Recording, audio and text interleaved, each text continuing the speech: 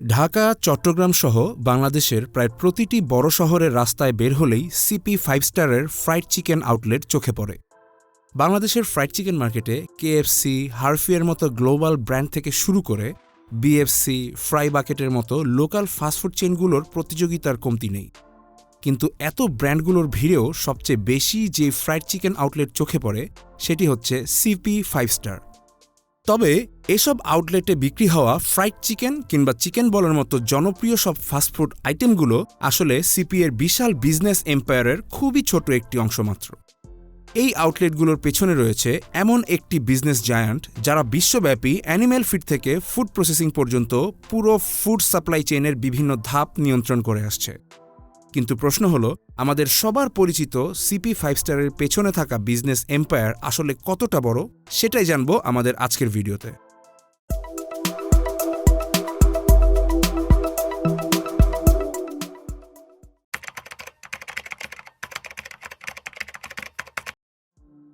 ব্যাংককের চায়নাটাউনে 1921 সালে চিয়া এক চোর এবং চিয়া জিং হুয়াং, দুই চাইনিজ ইমিগ্রেন্ট ভাই চিয়া তাই চং নামে একটি ছোট সিড ট্রেডিং বিজনেস চালু করেন। মূলত সে সময় থাইল্যান্ডের অর্থনীতি ছিল সম্পূর্ণ কৃষিনির্ভর, যেখানে কৃষিকাজের জন্য প্রয়োজনীয় মানসম্মত উপকরণের সরবরাহ ছিল খুবই সীমিত। এই সুযোগকে কাজে লাগিয়ে তারা চীন থেকে বিভিন্ন ভেজিটেবল সিড আমদানি করে ব্যবসা শুরু করেন। তবে তাদের সাফল্যের পেছনে শুধু পণ্যই নয়, বরং ভূমিকা রেখেছিল তাদের পণ্যের প্রতি কাস্টমারদের ট্রাস্ট। সেই সময়ে এশিয়ার এগ্রিকালচারাল মার্কেটে প্রায় অপ্রচলিত একটি প্র্যাকটিস হিসেবে তারা সিড প্যাকেটে এক্সপায়ারি ডেট উল্লেখ করা শুরু করেন এবং মেয়াদোত্তীর্ণ বীজের পরিবর্তে রিপ্লেসমেন্ট দেওয়ার প্রতিশ্রুতি দেন। গ্রাহকদের আস্থা বাড়ার সাথে সাথে কোম্পানিটিও সিড বিজনেসের বাইরে তাদের নিজেদের বিজনেস এক্সপ্যানশন শুরু করে। এক পর্যায়ে তারা এগ্রিকালচারাল ট্রেডিংয়ে প্রবেশ করে এবং ডিম, পোলট্রি, শূকর সহ বিভিন্ন farm product Hong Kong, Singapore, Kuala Lumpur ও তাইপেতে এক্সপোর্ট করতে শুরু করে। 1946 সালে প্রতিষ্ঠানটির নাম পরিবর্তন করে রাখা হয় শ্যারন পক ফান্ড, যার অর্থ হচ্ছে প্রসপারিটি ইন ফুড। আর এই শ্যারন পক ফান্ডই পরবর্তীতে সংক্ষেপে সিপি গ্রুপ নামে পরিচিতি লাভ করে। এই নাম পরিবর্তনটা শুধু আনুষ্ঠানিক কোনো সিদ্ধান্ত ছিল না, বরং এটি কোম্পানিটির বড় অ্যাম্বিশনসের প্রতিফলন ছিল। কারণ তখন সিপি শুধু কৃষিপণ্য কেনাবেচায় সীমাবদ্ধ থাকতে চায়নি, বরং কৃষিপণ্য উৎপাদনের পুরো ইকোসিস্টেমের অংশ হতে চেয়েছিল। 1953 সালে অ্যানিম্যাল ফিড ম্যানুফ্যাকচারিং বিজনেসে প্রবেশের মাধ্যমে সিপি গ্রুপ একটি গুরুত্বপূর্ণ সিদ্ধান্ত নেয়। মূলত কোম্পানিটি বুঝতে পেরেছিল লাইভস্টক ইন্ডাস্ট্রিতে সবচেয়ে বড় খরচের অংশই হচ্ছে ফিড, আর যে প্রতিষ্ঠান ফিড সাপ্লাই নিয়ন্ত্রণ করবে সে পুরো ইন্ডাস্ট্রির ইকোনমিক্সের উপরেও প্রভাব বিস্তার করতে পারবে। এরই ধারাবাহিকতায় সিপি ব্যাংককে প্রথম আধুনিক অ্যানিম্যাল ফিড মিল প্রতিষ্ঠা করে। এর ফলে এগ্রিকালচারাল ভ্যালু চেইনে কোম্পানিটির অবস্থান আরও শক্তিশালী হয়, আর এভাবেই প্রতিষ্ঠানটি ভার্টিক্যাল ইন্টিগ্রেশন স্ট্র্যাটেজি এর প্রথম ধাপে প্রবেশ করে, যা পরবর্তীতে তাদের গ্লোবাল বিজনেস এম্পায়ার গড়ার ভিত্তি হয়ে দাঁড়ায়। সিপি গ্রুপের জন্য আরেকটি গুরুত্বপূর্ণ টার্নিং পয়েন্ট আসে 1964 সালে। এ সময় মাত্র 25 বছর বয়সে চিয়া এক চোরের ছেলে ধানিন চিয়ারা ভ্যানন্ট কোম্পানিটির জেনারেল ডিরেক্টরের দায়িত্বে আসেন। ধানিনের মতে শুধু এগ্রিকালচারের একটি সেগমেন্টে কম্পিট করার বদলে সিপি গ্রুপের জন্য সবচেয়ে প্রফিটেবল স্ট্র্যাটেজি হল প্রোডাকশনের প্রতিটি স্টেজ কন্ট্রোল করা। 1970 থেকে 1975 সালের মধ্যে সিপি এগ্রিকালচার বিজনেসের অন্যতম ইনফ্লুয়েন্সিয়াল মডেল কন্ট্রাক্ট ফার্মিং ব্যবস্থা ইন্ট্রোডিউস করে। এই অ্যারেঞ্জমেন্ট অনুযায়ী CP breed stock, feed, veterinary medicine এবং টেকনিক্যাল সুপারভিশন সরবরাহ করত। অন্যদিকে ফার্মার্সরা দিত তাদের ল্যান্ড এবং লেবার। আর যখন কৃষিপণ্যগুলো বাজারের উপযুক্ত ওয়েটে পৌঁছাত, সিপি আগেই নির্ধারিত বাইব্যাক এগ্রিমেন্ট অনুযায়ী সেগুলো কিনে নিত। এই মডেলটি একই সাথে দুটো প্রবলেম সলভ করেছিল। একদিকে ফার্মার্সরা পাচ্ছিল আরও স্টেবল ইনকাম, আর সিপি পাচ্ছিল লার্জ স্কেল প্রোডাকশনের অ্যাক্সেস। এই সিস্টেম দ্রুত থাইল্যান্ড জুড়ে এক্সপ্যান্ড করতে শুরু করে এবং দেশটির পোল্ট্রি ইন্ডাস্ট্রিকে সম্পূর্ণ বদলে দেয়। ইন্টারন্যাশনাল ফুড পলিসি রিসার্চ ইনস্টিটিউটের একটি রিপোর্ট থেকে জানা যায়, থাইল্যান্ডের ব্রয়লার প্রোডাকশন 1974 সালের 3,63,00,000 থেকে বেড়ে 1981 সালের মধ্যে 28,80,00,000-এর কাছাকাছি পৌঁছে যায়। অন্যদিকে ১৯৭৩ সালে সিপি প্রথম থাই কোম্পানি হিসেবে বিশ্বের সবচেয়ে ডিমান্ডিং ফুড মার্কেটসগুলোর একটি জাপানে পোল্ট্রি প্রোডাক্টস এক্সপোর্ট করতে শুরু করে। থাইল্যান্ডের পোল্ট্রি ইন্ডাস্ট্রি দ্রুত এক্সপেন্ড করতে থাকলে সিপি ডোমেস্টিক মার্কেটের বাইরে তাদের ব্যবসা সম্প্রসারণ করতে শুরু করে।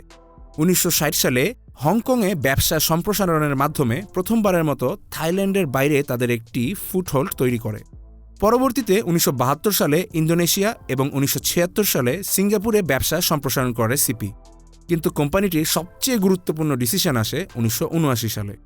ওই সময় চায়নার ইকোনমিক রিফর্ম শুরু হলে কয়েক যুগ পর প্রথমবার ফরেন ইনভেস্টমেন্টের জন্য দেশটির মার্কেট খুলে দেওয়া হয়। তবে বিষয়টি নিয়ে অধিকাংশ মাল্টিন্যাশনাল কর্পোরেশন সতর্ক থাকলেও সিপি কিন্তু দেরি না করে ইমিডিয়েটলি এই মার্কেটে প্রবেশ করে, যার ধারাবাহিকতায় জ্যাংডা গ্রুপ নামে কোম্পানিটি চায়নার শেনজেনে একটি জয়েন্ট ভেঞ্চার স্থাপন করে, যেখানে তাদের রেজিস্ট্রেশন নাম্বার ছিল ০০০১, অর্থাৎ মডার্ন চায়নার অফিসিয়ালি রেজিস্টার হওয়া প্রথম ফরেন ইনভেস্টেড এন্টারপ্রাইজ ছিল সিপি গ্রুপ। চায়নার মতো এত বিশাল একটি মার্কেটে ফার্স্ট মুভার অ্যাডভান্টেজ সিপির জন্য ছিল খুবই গুরুত্বপূর্ণ। ১৯৮০-এর দশক এবং ১৯৯০-এর দশকের শুরুর দিকে সিপি চায়নার ইকোনমিক ট্রান্সফরমেশনের সাথেই দ্রুত এক্সপ্যান্ড করতে থাকে। ফলে সিপির জন্য চায়না শুধু আরেকটা ইন্টারন্যাশনাল মার্কেট ছিল না, এটি তাদের ফিউচার গ্রোথের অন্যতম প্রধান পিলার হিসাবে পরিণত হয়। কৃষি থেকে অর্জিত মুনাফা সিপিকে দ্রুত ডাইভার্সিফাইড হতে সাহায্য করে। ১৯৮৬ সালে কোম্পানিটি তুরস্কের মার্কেটে প্রবেশ করে। ১৯৮৭ সালে তারা থাইল্যান্ডে 7-Eleven-এর ফ্র্যাঞ্চাইজ রাইটস পায় এবং ১৯৮৮ সালে প্রথম স্টোর চালু করে। এরপর ১৯৯০ সালে তারা টেলিকম এশিয়া লঞ্চ করে, যা পরে ট্রু কর্পোরেশন নামে পরিচিত হয়। এর মাধ্যমে ব্যাংককে একটি $multi-billion টেলিকমিউনিকেশন কনসেশন সিকিউর করে কোম্পানিটি। ১৯৯৮ সালে সিপি গ্রুপ বোর্ড অফ ইনভেস্টমেন্টে নিবন্ধনের মাধ্যমে বাংলাদেশেও তাদের ব্যবসা শুরু করে। বাংলাদেশের দ্রুত বাড়তে থাকা ইকোনমি তখন সিপি এর জন্য একটি আকর্ষণীয় অপরচুনিটি ছিল, কারণ বাড়তে থাকা ইনকাম, দ্রুত বৃদ্ধি পাওয়া পপুলেশন এবং প্রোটিন কনজাম্পশনের চাহিদা পোল্ট্রি প্রোডাক্টসের জন্য শক্ত ডিমান্ড তৈরি করেছিল। তবে ওই সময় বাংলাদেশের পোল্ট্রি ইন্ডাস্ট্রি ছিল ফ্র্যাগমেন্টেড এবং টেকনোলজিক্যালি আন্ডার ডেভেলপ। ১৯৯৯ সালে কিচেন অফ বাংলাদেশ ভিশনের অধীনে কোম্পানিটি আনুষ্ঠানিকভাবে সিপি বাংলাদেশ কোম্পানি লিমিটেড হিসেবে আত্মপ্রকাশ করে। ইনিশিয়ালি সাভার ফিডমিল এবং গাজীপুরের মাওনা এলাকায় একটি হ্যাচারির মাধ্যমে সিপি বাংলাদেশ কোম্পানি লিমিটেড বাংলাদেশে তাদের যাত্রা শুরু করে। সময়ের সাথে সিপি একটি ইন্টিগ্রেটেড এগ্রিবিজনেস ইকোসিস্টেম গড়ে তোলে, যেখানে ফিড, ফার্মিং এবং ফুড প্রোডাকশন সবকিছুই একসাথে যুক্ত ছিল। গত ২ দশকে এটি বাংলাদেশের পোল্ট্রি এবং ফিশারিজ সেক্টরে একটি মেজর ফোর্সে পরিণত হয়েছে। তারা অ্যানিমেল ফিড, ব্রয়লার্স, লেয়ার্স এবং ফিশ ফিঙ্গারলিংস উৎপাদন করে এবং কাজী ফার্মসের মতো ইন্ডাস্ট্রি লিডার্সের সাথে প্রতিযোগিতা করছে। ২০০৫ সালে সিপি 5 স্টার লঞ্চ করার মাধ্যমে তারা কনজিউমার ফেসিং ফুড সার্ভিসে প্রবেশ করে। পরবর্তীতে ২০০৮ সালে তারা সিপি 5 স্টারের বিভিন্ন পণ্য ছোট পরিসরে বাংলাদেশের বাজারে নিয়ে আসে, যার মাধ্যমে সিপি অ্যাফোর্ডেবল ফ্রোজেন এবং রেডি টু ইট প্রোডাক্টসের মাধ্যমে কনজিউমার ফুড মার্কেটে শক্ত অবস্থান তৈরি করে। এইভাবে ফিড ম্যানুফ্যাকচারিং থেকে শুরু করে সরাসরি হাউসহোল্ড কিচেন্স পর্যন্ত পুরো ভ্যালু চেইন কন্ট্রোল করার মাধ্যমে সিপি বাংলাদেশের অন্যতম ইনফ্লুয়েন্সিয়াল ফুড বিজনেসে পরিণত হয়। বিশ্বব্যাপী সিপি 5 স্টার তাদের লো কস্ট মাইক্রো ফ্র্যাঞ্চাইজ মডেলের মাধ্যমে তাদের রেস্টুরেন্ট নেটওয়ার্ক গড়ে তুলেছে, যেখানে বর্তমানে থাইল্যান্ডে ৬,০০০-এর বেশি আউটলেট রয়েছে সিপি 5 স্টারের। এর বাইরে বিশ্বজুড়ে সিপি 5 স্টারের ১,৬০০-টিরও বেশি ইন্টারন্যাশনাল আউটলেটস রয়েছে, যার মধ্যে তাদের বাংলাদেশে আউটলেটস রয়েছে ৩০০-টিরও বেশি। ২৫ টাকা থেকে শুরু করে ১৫০ টাকা প্রাইস রেঞ্জের প্রোডাক্টস এবং রিলেটিভলি লো ইনভেস্টমেন্ট মডেলের কারণে সিপি 5 স্টার সাধারণ উদ্যোক্তাদের জন্য ফুড বিজনেসে প্রবেশের একটি সহজ ও সাশ্রয়ী সুযোগ তৈরি করেছে, যেখানে ফ্র্যাঞ্চাইজ পার্টনাররা ফ্যাক্টরি সাপ্লাইড র ম্যাটেরিয়ালস ও ইকুইপমেন্টসের পাশাপাশি মার্কেটিং সাপোর্ট, প্রমোশনাল ক্যাম্পেইনস এবং ডেলিভারি সার্ভিসের সুবিধা পেয়ে থাকেন। এই কারণেই বাংলাদেশে বর্তমানে যেখানে কেএফসি এর ৪৭টি, বিএফসি এর ২২টি এবং হারফি এর ৯টি আউটলেট রয়েছে, সেখানে ছোট দোকান ও কম ইনভেস্টমেন্ট মডেলের কারণে সিপি 5 স্টারের আউটলেট সংখ্যা ৩০০টি ছাড়িয়ে গেছে। বর্তমান সময়ে সিপি বাংলাদেশ দেশের অন্যতম বৃহৎ এগ্রি বিজনেস অপারেটরে পরিণত হয়েছে, যেখানে তাদের কার্যক্রম feed production, hatcheries, poultry farming, fish feeds, food processing থেকে শুরু করে কুইক সার্ভিস রেস্টুরেন্ট পর্যন্ত বিস্তৃত হয়। এমনকি বর্তমানে সিপি বাংলাদেশ দেশের অন্যতম শীর্ষ পোল্ট্রি ও ফিশ ফিড উৎপাদনকারী প্রতিষ্ঠান।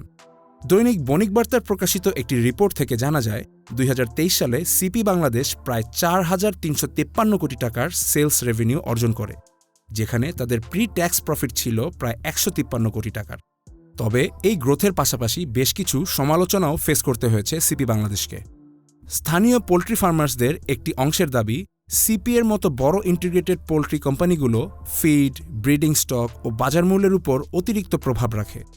যদিও সিপি সবসময় দাবি করে এসেছে যে তাদের কার্যক্রম ইন্ডাস্ট্রিয়াল এফিসিয়েন্সি ও ফুড সিকিউরিটি উন্নত করে, তবুও মার্কেট কনসেন্ট্রেশন এবং ফার্মার ডিপেন্ডেন্সি নিয়ে বিতর্ক এখনও অব্যাহত রয়েছে। এর পাশাপাশি সিপি 5 স্টারের ফ্রাইড চিকেনের কোয়ালিটি নিয়েও কিছু সমালোচনা রয়েছে, যেখানে কেএফসি কিংবা বিএফসি এর ফ্রাইড চিকেন এবং অন্যান্য খাবারের তুলনায় কোয়ালিটি অনেক নিচে বলে অনেকে মনে করেন। তবে কেএফসি ও বিএফসি এর তুলনায় সিপি 5 স্টার একেবারেই ভিন্ন একটি ক্যাটাগরি এবং টার্গেট মার্কেট নিয়ে কাজ করছে, তাই তাদের প্রোডাক্টসকে বরং local area based fried chickens রেস্টুরেন্টের সঙ্গে কম্পেয়ার করাই বেশি যৌক্তিক।